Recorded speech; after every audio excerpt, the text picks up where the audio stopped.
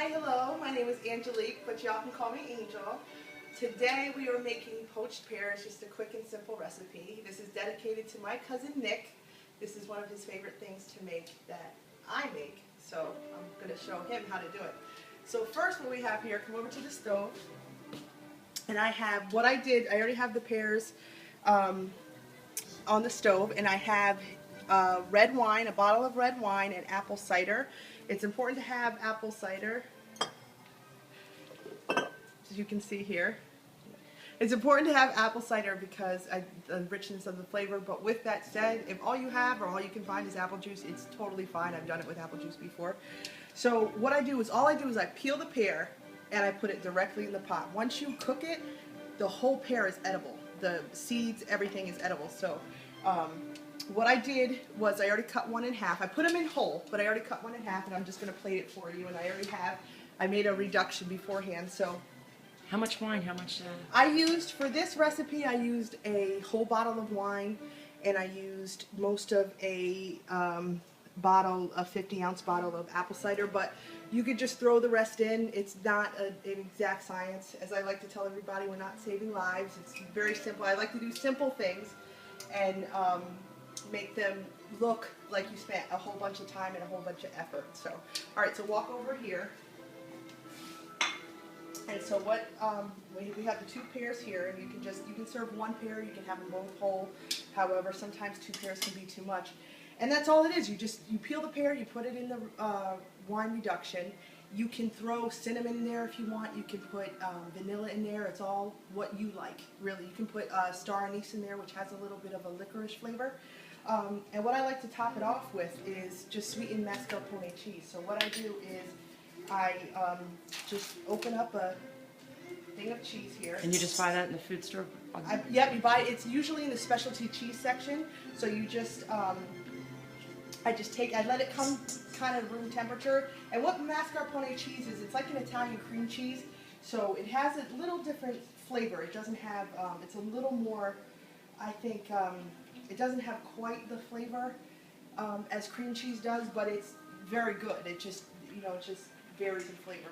And then all I do to that is I just add, I have to grab a spoon, is I just add some powdered sugar to that. So all you do, this part is really about what you like. So if you like it sweet, add a little more sugar. If you don't like it sweet, add a little less sugar. If you like it not sweet at all, then just do it as is, and it's fine. I like it kind of medium sweet. I don't like it too sweet because I'm sweet all by myself. So I add a little bit, and we're gonna just gonna pour that in there a little bit here. I think I should just pour it in. What do you think? Okay.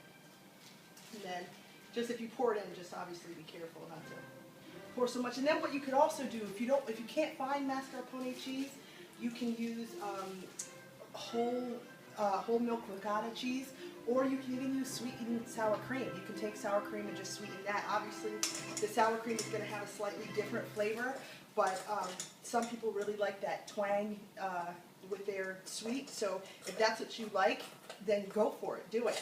So, either or. So then all I do is I just take this and I mix it. I mix it together. And mascarpone cheese, this sweetened stuff, is really good for a lot of things. Like sometimes if I'm making strawberries with salt and vinegar, I'll do a parfait of it. And I will, I just mix it, and it's good for cream cheese frosting as well. I use that. When I'm making a cream cheese frosting, I will put some mascarpone cheese in there, and it kind of gives it a different flavor, but I like it. I think it offsets the butter more than the cream cheese.